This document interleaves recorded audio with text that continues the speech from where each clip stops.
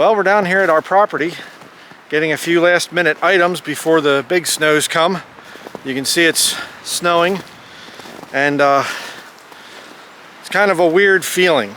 Being here for 6 years, living off grid on this land, and this will be our first year in 6 years that we will not be here for the winter. And Lord gave us a new place, and I'm very thankful for it, but it's kind of bittersweet because this property here is a lot bigger than our new property. We have more land here, a lot more privacy, and it's quieter here, and great places to take a walk. Not as much so at our new property, but we thank the Lord. You can be more active in ministry and the whole thing. So it was just kind of a weird thing walking around here like this and knowing that pretty soon we're only going to be walking around in snowshoes if we come back. But I wanted to do a video here, got to thinking about this. The best part about growing old, hopefully the wind noise isn't too bad, I apologize if it is. The best part about growing old, one very simple word: remembering. That's the one good thing about when you get old. And I know everybody's going to give me a hard time. Brian, you're only 50, that's not that old yet. We're much older, I get it. But compared to a lot of my viewers, I'm old. Okay, so I've earned the right to now use at least a partial thing of saying that I'm old. But the Bible talks about bringing things into remembrance, remembering things and whatever else, and learning lessons, and not just going through life never learning.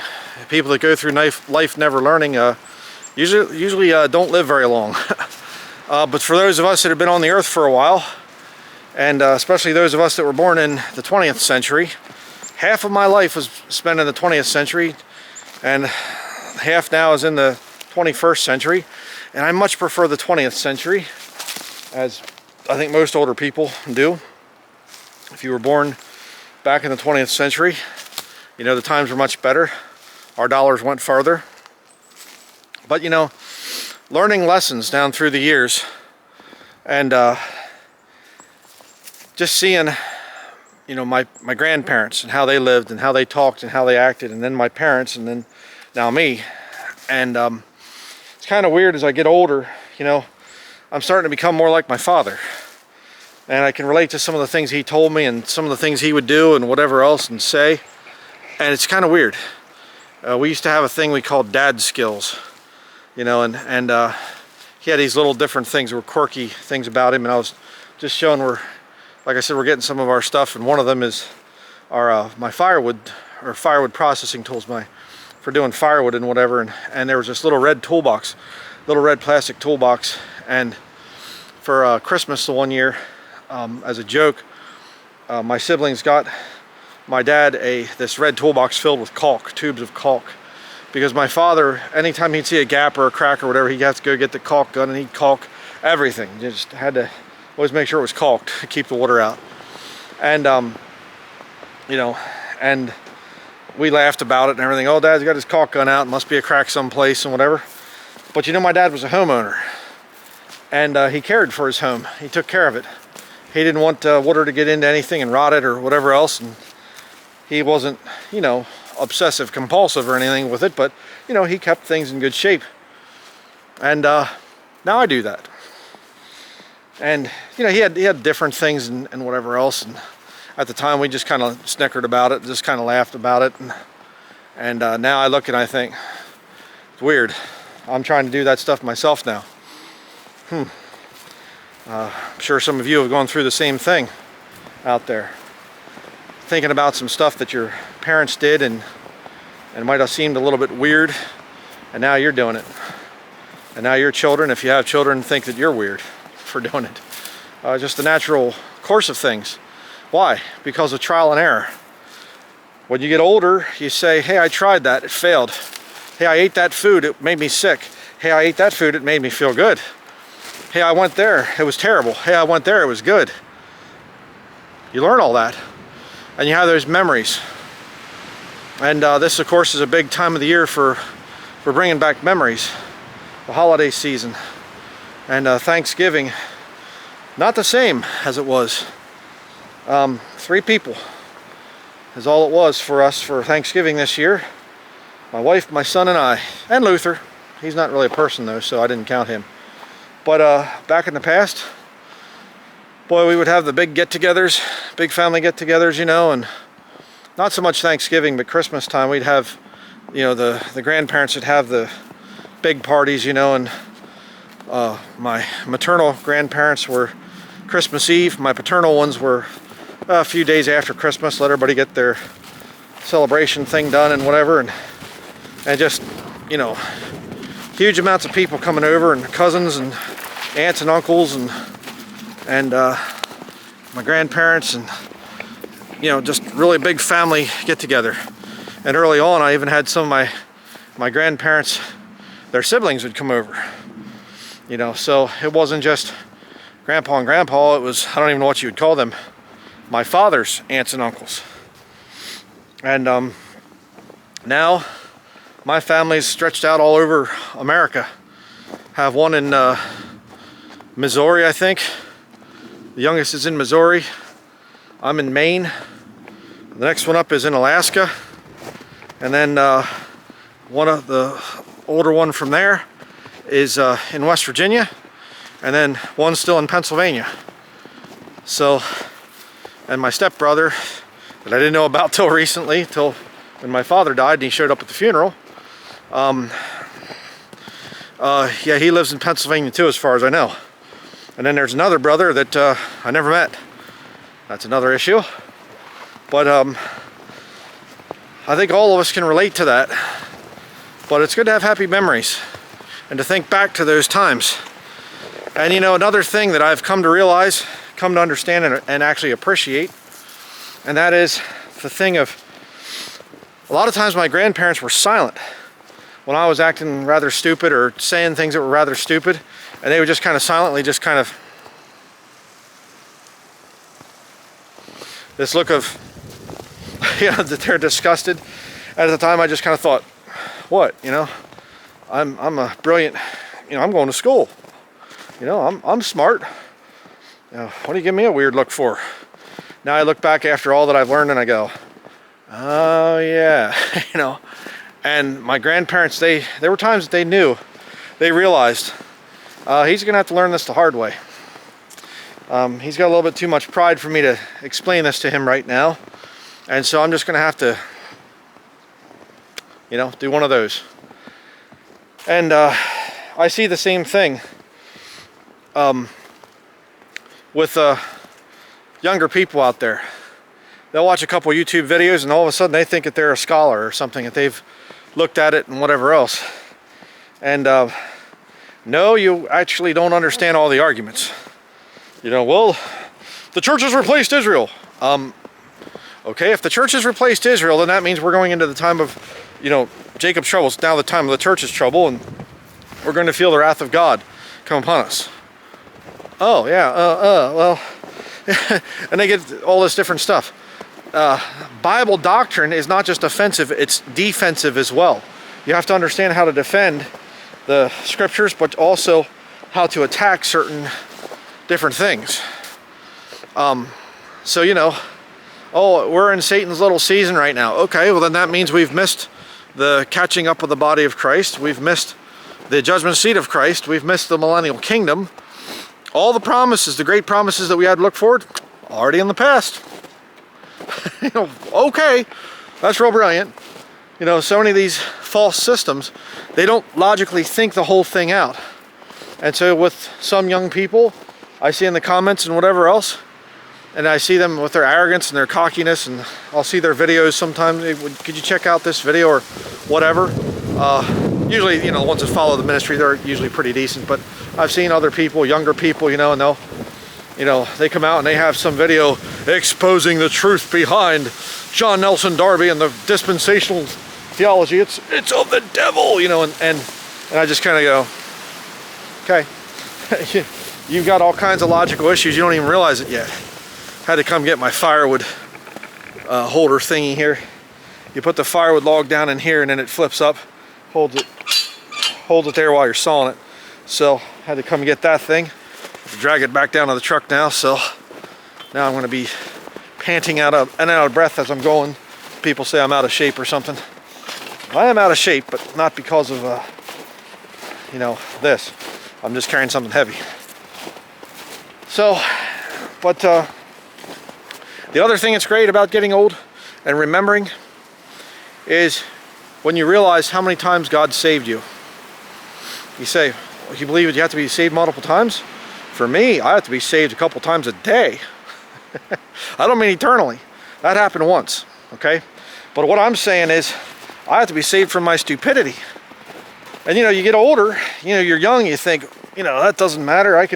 You slip, you fall down, you hit, smack your head on the ground, you get back up and you keep going. You get to be my age, after abusing your body for your whole life, you fall down, you lay there for a while, and you go, oh, that's going to hurt. Oh man. You know, and then it's going to be a month of hobbling around or limping around, you know, with this sore hip or back or knee joint or whatever. And, oh man, that was so stupid. Lord, why do you put up with me?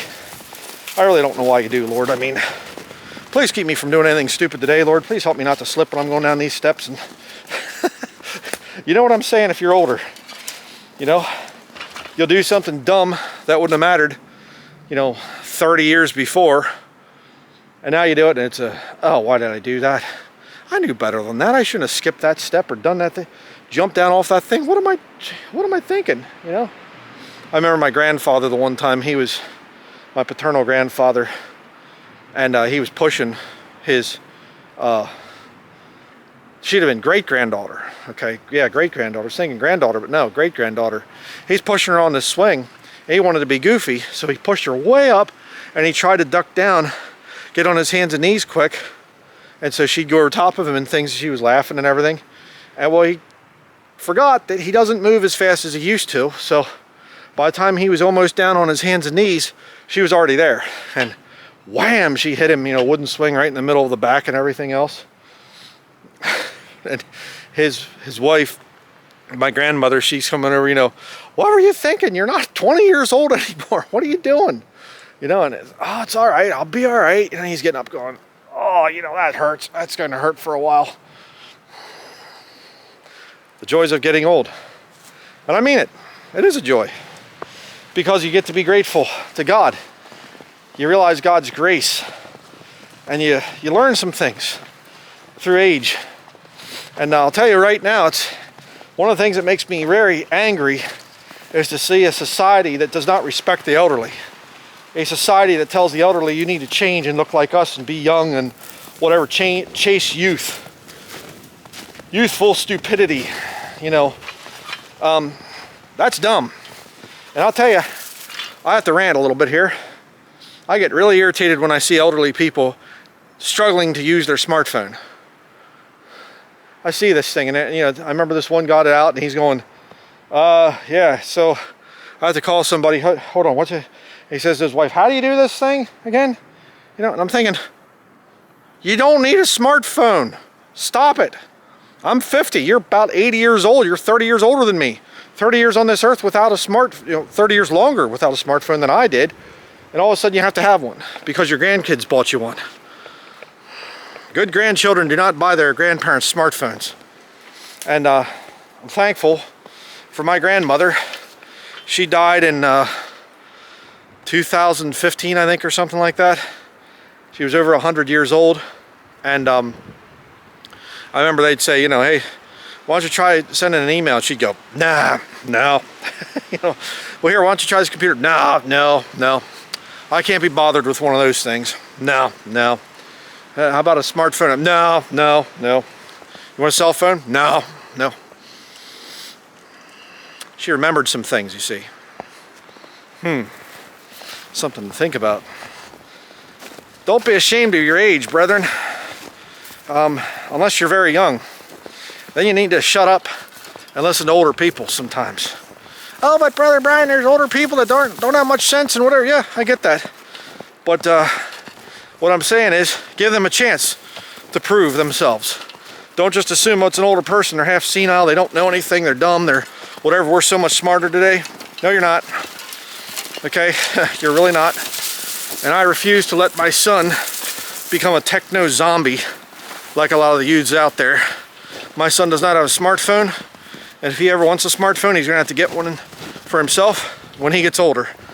But he's seen enough of the cell phone zombies to know about smartphones and to stay away from smartphones. So just a little thought here, just a word of encouragement for you if you're an older Christian. Count it joy.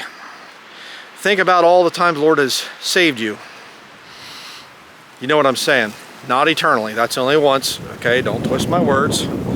But all the times the Lord has been good to you, all the times, you know, you hesitate to go through a light or something and somebody goes flying by, right? Just complete red light and whew, going by, and you think, man, 2 seconds earlier. If I'd have just gone out in the intersection 2 seconds before that. And on and on. So many different things. So, logging years ago, and before I was even saved. That's another thing to think about. All the times God could have killed you off and sent you to hell before you got saved, and he had grace for you. That's some incredible stuff there. But I remember I was logging years ago, and I was felling this big dead oak tree, and it was hung up in another tree, and so I thought, man, I didn't have my felling wedges with me, and I thought if I get some wedges in that part of the one part of the back cut, I could get it to twist and go off the stump and fall down and whatever. And so very foolishly, the only way to get back to where I had my wedges the only way I could get back there was to go basically where the tree would want to fall. You don't ever do that. That's a stupid thing. But I was young and stupid. The old saying goes, to be young and stupid, or to be old and wise, you must first be young and stupid. Well, I've proved that many times. So I start walking into the lay of where the tree would fall, and I had my hard hat on, safety, you know, I was going to be safe, and I had my hearing protection on. And thankfully, God put it in my mind or something, and I went like this and flipped up one of my hearing things. I could hear, and I thought, what's that sound? I kept walking. I looked back over my shoulder, and the tree had come out of the one it was hung up in. It twisted and came, and it was about to come off the tree and head right towards me. And I took off running as fast as I could, and I came down, and I could feel that it just hitting the ground right behind me, and I could feel the wind just blowing past me as this big tree came down, and boom, like that. Limbing a tree another time when I was logging, and this branch is bent under like this, you know, and I just nipped it with my chainsaw, just limbing it before I bucked it. And the tree, it sprung and went like this, and it came at my face, and I went like that, and it knocked my hearing protection off, and it dented my face shield, like this screen thing there. It hit it just barely, and boom, hit it off. I mean, just a split second. God sure was good to me.